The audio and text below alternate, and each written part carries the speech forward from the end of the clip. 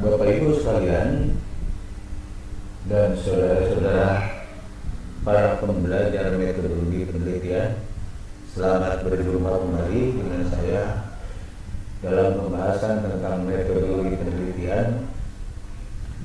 Dan sekarang kita akan membahas tentang bagaimana menyusun proposal dari karya tulis akademik, baik itu skripsi, tesis maupun disertasi, di bagian tengah isi, yaitu bab 2. Sebelumnya telah kita bahas tentang bagaimana menyusun proposal karya tulis akademik bagian isi untuk bab 1. Untuk di bab 2 ini, beberapa istilah atau judul dari bab itu berbeda-beda. Misalnya ada yang menuliskan judul babnya adalah tinjauan pustaka, ada yang dengan istilah kajian pustaka, atau ada yang menggunakan istilah landasan teoretis. Yang jelas Bapak Ibu sekalian, di dalam bab 2 ini tujuan utamanya adalah menelusuri atau to shape, dari istilah to shape itu menelusuri kebenaran koherensi, yaitu menjawab masalah yang disampaikan pada bab 1 menurut teori dan menurut para ahli atau menurut hasil-hasil penelitian yang terdahulu. Yang pertama-tama di dalam bab 2 ini juga harus menyesuaikan dengan selingkung atau pedoman penulisan di bab 2 ini. Masing-masing prodi, masing-masing institusi biasanya berbeda-beda. Tetapi intinya adalah yang pertama, menegaskan apa yang akan kita teliti. Kalau dari tinjauan filosofi risetnya namanya ontologinya, artinya apa yang akan diteliti. Ini ada pada tinjauan teoretik variabel-variabel penelitian. Yang berikutnya, kalau melibatkan lebih dari satu variabel dan penelitiannya berupa kuantitatif, maka dibahas korelasi konseptual antar variabel, lalu kerangka berpikir dan hipotesis penelitian. Ini adalah susunan bab 2 menurut salah satu institusi, yaitu dari program studi manajemen pendidikan di Universitas Wilaroda, program pasca sarjana di Universitas Wilaroda. Tentu di perguruan tinggi lain, prodi lain juga bisa berbeda, tetapi intinya tidak akan jauh dari apa yang disampaikan ini. Silakan menyesuaikan dengan selingkuh masing-masing. Hanya ada ciri khas dari pedoman penulisan tesis dari program studi pendidikan manajemen pendidikan di sekolah pasca sarjana Universitas Wilaroda itu ada subbab A, relevansi masalah penelitian dengan manajemen pendidikan. Ini salah satu cara membatasi agar para penulis, para mahasiswa dalam menyusun tesisnya tidak keluar dari bidang studi yang ditelitinya, yaitu manajemen pendidikan. Oleh karena itu harus ada ketegasan, harus ada tinjauan secara ilmiah relevansinya. Yang berikutnya adalah tentang tinjauan teoretik dan seterusnya, hingga diakhiri dengan hipotesis penelitian. Hipotesis penelitian itu biasanya adalah jawaban sementara. Kenapa disebut jawaban sementara? Karena baru berdasarkan kebenaran koherensi. Masih dibutuhkan penelusuran untuk kebenaran korespondensinya yang direncanakan nanti ada di bab 3. Baiklah, kita lanjutkan. Membuat tinjauan pustaka, kajian pustaka berdasarkan teori ini, ya, kembali lagi ditegaskan kalau di bab 1 itu memaparkan dan ada hasil penelusuran kebenaran pragmatis, yang tercermin di ujungnya adalah manfaat dari penelitian. Bab 2 menelusuri dan memaparkan kebenaran koherensi, yaitu menelusuri jawaban dari masalah yang diajukan menurut para pendahulu, baik yang menurut teori maupun menurut kajian empiris hasil penelitian terdahulu yang relevan. Dalam menuliskan memaparkan relevansi masalah penelitian dengan manajemen pendidikan, yang khusus untuk mahasiswa program studi manajemen pendidikan pada sekolah pasca sarjana Universitas Lodra. Sebab ini hanya untuk tesis prodi pendidikan SPS Unlir, ya. Jadi yang lain mungkin tidak ada, tapi bisa saja ada juga yang lainnya. Intinya sebab ini memaparkan relevansi masalah yang akan diteliti dengan bidang kajian pada prodi manajemen pendidikan. Hal ini dimaksudkan agar yang diteliti betul-betul merupakan ada dalam ranah bidang kajian prodi, yaitu manajemen pendidikan. Salah satu caranya adalah dengan memaparkan relevansi variabel yang akan diteliti dengan teori manajemen pendidikan. Karena untuk B, tinjauan teoretik variabel-variabel penelitian yang tidak ada subbab A di selingkuh yang lain, ini bisa menjadi A, ya. Subbab 2B ini intinya menelusuri wujud objek atau variabel yang akan diteliti atau disebut kajian ontologi penelitiannya. Sasaran akhir adalah memperoleh definisi konsep dari variabel yang akan diteliti melalui analisis sejumlah teori yang relevan dan diakhiri dengan sintaksis atau menetapkan salah satu definisi menurut satu teori tertentu. Jadi definisi konsep variabel ini bisa merupakan hasil analisis dan sintaksis sejumlah teori, bisa juga menurut salah satu teori dari pakar tertentu.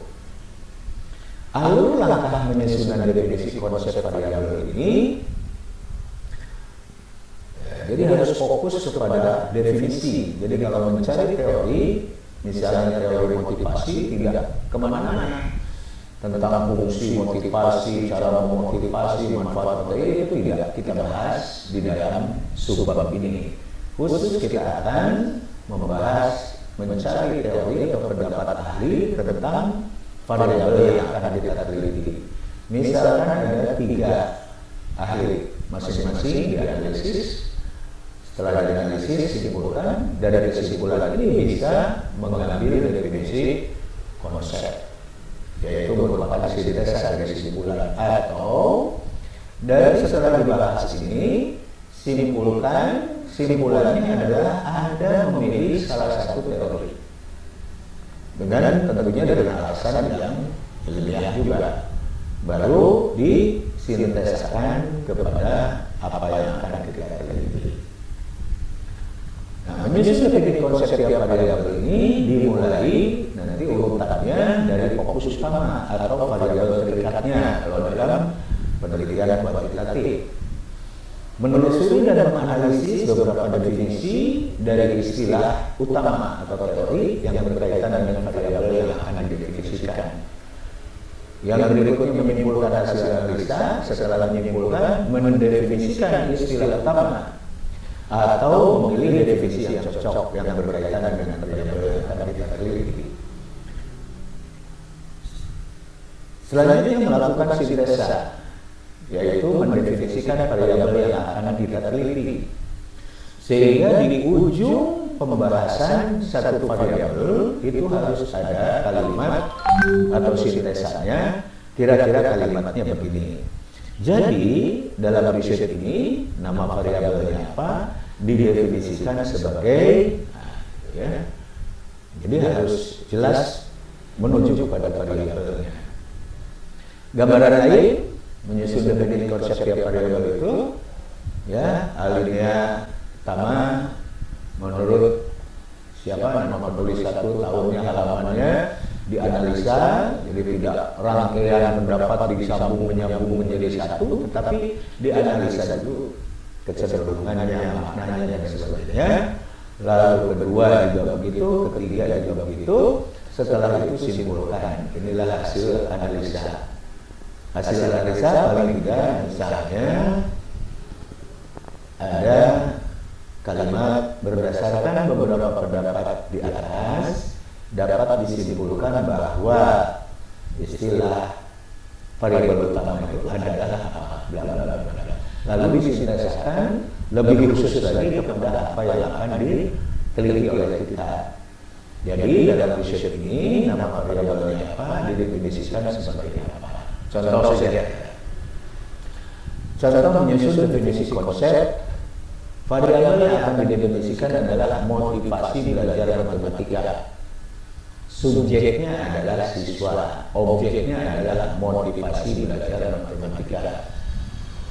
Istilah utama dari variabel ini adalah motivasi. Sehingga teori yang dicari adalah teori tentang motivasi. Dalam contoh ini 2011, diharapkan paling tidak sumber itu adalah paling tua 7 tahun dari waktu kita menulis. Jadi kalau waktu menulisnya 2020, ya paling tidak 2013 harusnya. Ini hanya sekedar contoh saja. Abraham Sterling, ini buku yang Anda baca adalah buku Mangkunegara tahun 2011 halaman 93, mengemukakan bahwa motivasi didefinisikan sebagai terus. Berikutnya, Anda mungkin mencari teori dari yang lain.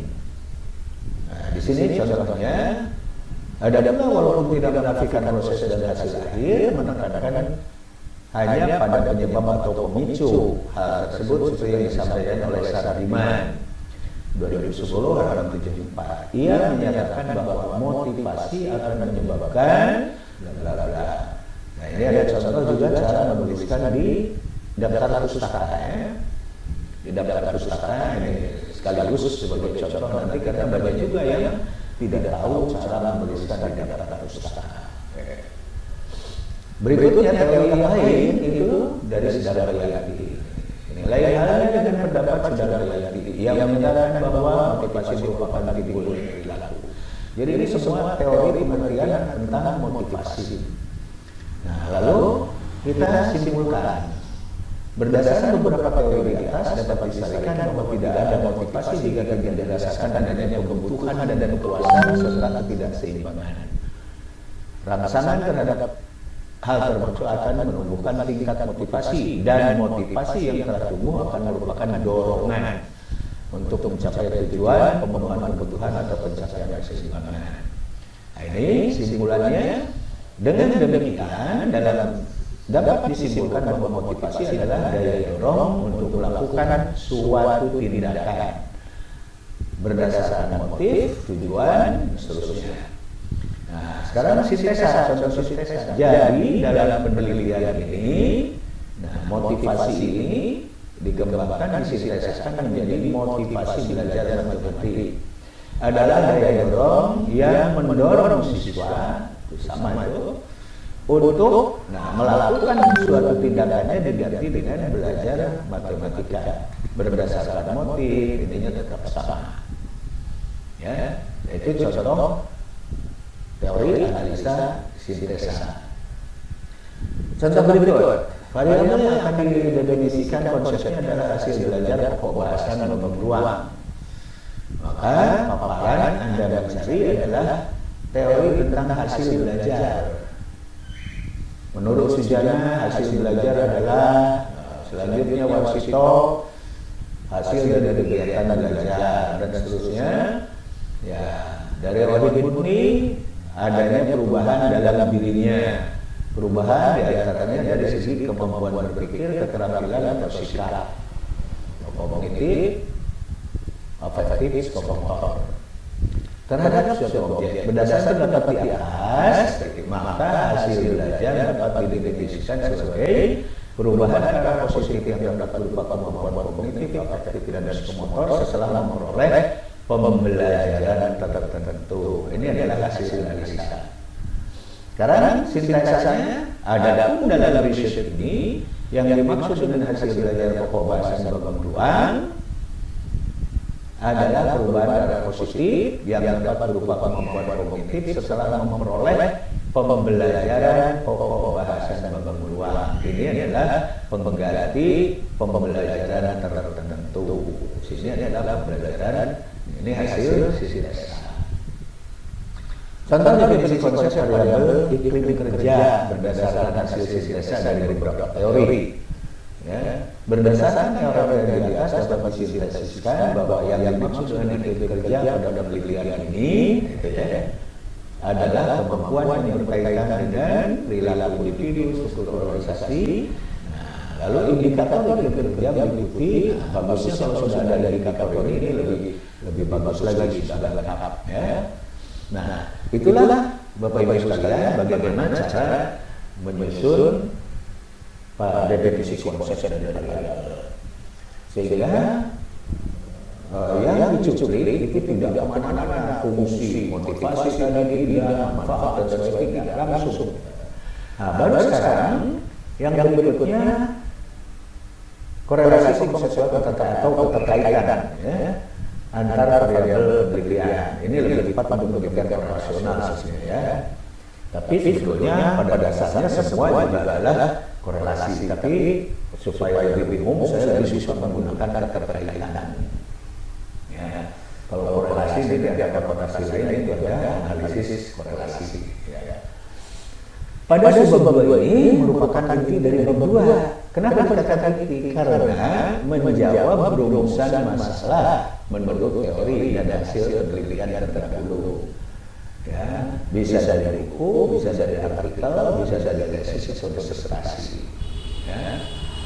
Jadi intinya setelah menetapkan definisi, baru kita mengkaji menjawab rumusan masalah. Oleh karena itu, banyak sumber dari sumber ini tergantung pada banyaknya rumusan masalah yang diajukan.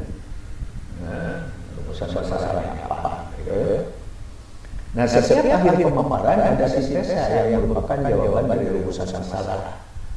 Jadi tidak hanya rangkaian teori, tetapi harus ada sintesanya, simpulan akhirnya adalah jawaban dari rumusan masalah. Misalnya rumusan masalahnya terdapat hubungan yang signifikan antara F dan Y. Maka harus ada simpulan dari paparan di atas, maka nampak bahwa jawaban dari rumusan masalahnya apa. Nah, dengan demikian dalam memaparkan keterkaitan antara variabel ini jangan lepas dari rumusan masalah.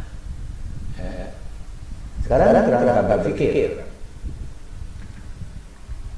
Sumber 2D ini merupakan paparan logika berpikir tentang proses terjadinya saling keterkaitan antara variabel secara runtun sehingga memperoleh jawaban sementara dari rumusan masalah yang diajukan.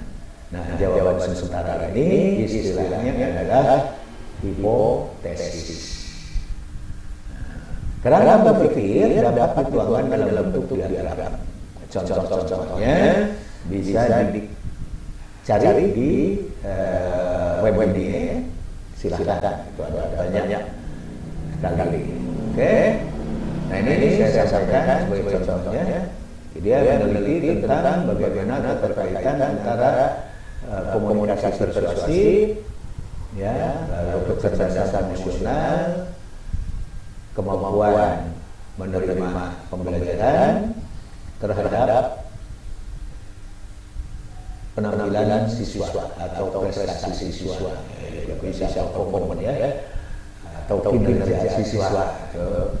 Lalu ditinjau juga untuk penjelasannya, namanya variabel penjelas, moderator itu dari gender dan dari dukungan institusi. Nah, ini sumbernya bisa diklik ada. Lalu ini juga merupakan contoh dari kerangka berpikir dalam bentuk diagram. Ini saling keterkaitan di antara tiga variabel, tetapi keterkaitannya terstruktur. Jadi misalnya lama studi sebagai variabel bebas ini ternyata berpengaruh langsung kepada skor ujian, ya, dan berpengaruh langsung kepada banyaknya tugas yang diselesaikan. Disebut ini mediator variabel. Sehingga dari rumusnya atau judulnya adalah pengaruh dari kuantitas studi atau banyak belajar ini terhadap hasil ujian melalui penyelesaian banyaknya tugas-tugas yang diselesaikan atau banyaknya latihan, ya. Ini nanti analisisnya dengan namanya analisis jalur PET analisis yang paling sederhana. Ini bisa dilihat dari sini seksualnya. Yang terakhir dari Bapak-Bapak ini karena balik tujuannya Bapak-Bapak itu adalah menjawab urusan masalah. Maka diakhiri dengan jawaban dari urusan masalah, walaupun jawabannya disebut jawaban sementara yang disebut hipotesis. Apa hipotesis itu? Atau bentuk seperti apa? Dia bukan pertanyaan, bukan pertanyaan yang dapat diuji melalui penelitian. Jadi kalau yang tidak dapat diuji melalui penelitian, ya repot, ya. Jadi itu bukan hipotesis, itu kuantitatif. Merupakan jawaban sementara dari rumusan masalah inferensi. Karena rumusan masalah kan ada deskripsi dan ada inferensi. Berdasarkan teori hasil penelitian dahulu dan kerangka berpikir yang belum diuji secara empiris. Disusun jika ingin menguji hubungan antara dua hal lebih, jadi bisa dikorelasi hubungan pengaruh dan beda. Disusun sebelum memulai eksperimen atau memulai data survei, ya, buat yaitu dibuat. Ini bisa tambahan apa perbedaan hipotesis dan sebagainya, bisa dilihat. Saya kira itu Bapak-Ibu sekalian untuk para berdua selamat mencoba mempraktekkan, mudah-mudahan ada manfaatnya. Sampai bertemu di pemaparan atau diskusi kita tentang bab 3.